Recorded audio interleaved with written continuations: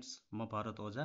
आज तपाईहरुलाई म एक्सेलमा सेललाई अटोफिट कसरी गर्ने भन्ने कुराको जानकारी दिन गइरहेको छु। सर्वप्रथम एक्सेल खोल्नु होला।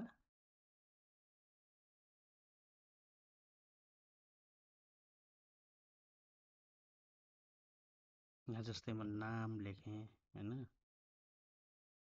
कन्ट्री नेम ट्री यो अटोफिट भइरहेको छैन। यो सेल हेर्नु त अटोफिट भइरहेको छैन। यही सेललाई अटोफिट लेख्दाखेरि अटोफिट हुनु पर्यो। कसरी गर्ने? सबभन्दा पहिले हामी यहाँ सिटमा भ्यू कोडमा जाने।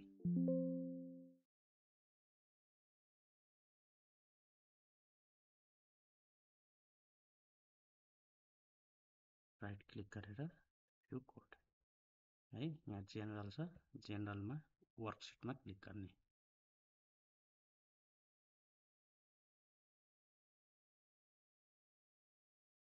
यहाँनिर type CLLS cells dot entire column dot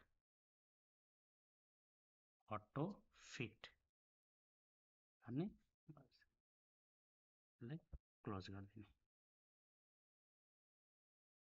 अब यहाँ हामी जस्तै